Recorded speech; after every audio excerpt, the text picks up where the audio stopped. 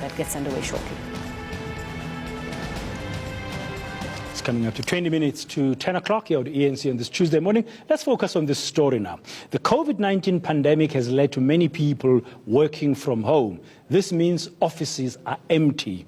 And with some businesses struggling to pay rent, subletting is set to grow more popular.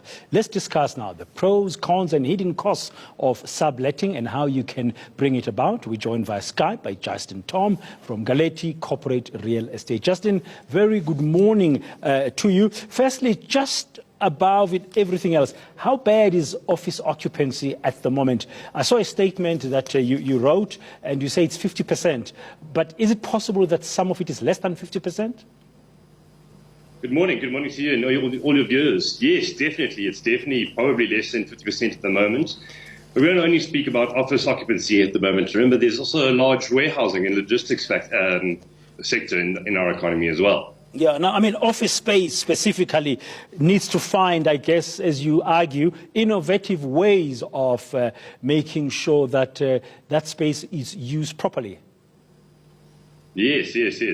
Well, let's look at an overall picture at the moment. You know, unfortunately, we have just taken part in the largest work-from-home experiments that's ever taken place, and occupiers have been trying to do this for years. There was also a global workforce study that says 4 of every 5 employees would love to work from home at least once a week. So just factoring in that without COVID, we're looking at a 20% reduction. And as I said earlier, there's at least a 50% reduction at the moment.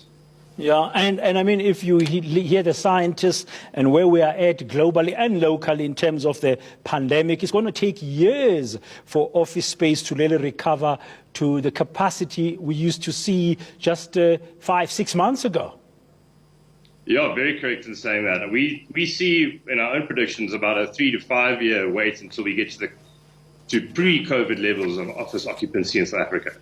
So now, what should you be aware of if you're a tenant of an office space and you're no longer occupying 30% of it, or you're occupying less than 50% of it? What can you do? Look, I think in previous interviews we've done, it was relocating, restacking, re-gearing your leases, looking at payment deferments and rental holidays. But obviously, subletting is a huge factor in here. If you're looking at decreasing your office space by, let's say, 30%, it doesn't make sense to move, right? If you move to another space, there's a huge capital expenditure that you need to outlay, whereas another tenant might be looking to come and take over some of that space that you used to occupy, but as a plug-and-play option. Therefore, they don't have that capital expenditure up front and can kind of just keep on working from day one. But now, if the building is not yours and you're occupying it, you're a tenant, you're renting, and you're seeing that you could do subletting, how should you go about it? What must you be aware of? Of course, I guess the landlord needs to come into play here. Yes, of course. Look, you generally have to get permission from the landlord. You have to also make sure that you're pretty much using the offices for the same use as the current tenant is using it for. And you also remember you can't lease out your office space longer than what your expiry date is. So if you've got 1 year left on your lease, you can't go and sign a sublease in place with 2 years left. The landlord would probably look for a new lease then with a new tenant entering the space. Yeah, so your subletting contract has to be pretty much under the main contract you have as a tenant. Exactly.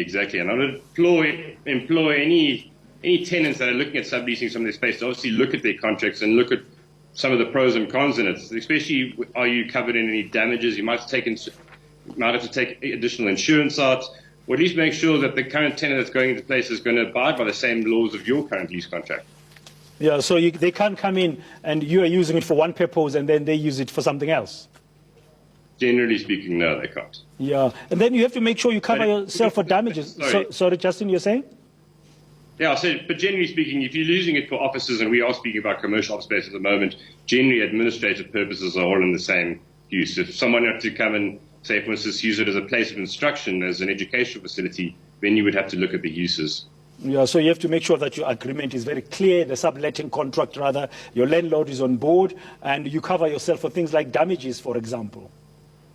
Of course. And that's one of the service lines we do as well. We would we would advise the occupiers in that. Yeah, now finally, before I let you go, Justin, where is South Africa when you look at the international front? Because I guess in other places in the world, like Europe, which were hit very hard, and Asia and North America before us, office space there would have been badly affected up to today. Where are we compared to the rest of the world?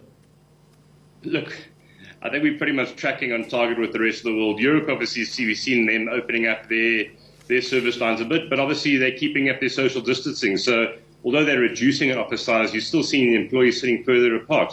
So they're not giving up too much office space as per se.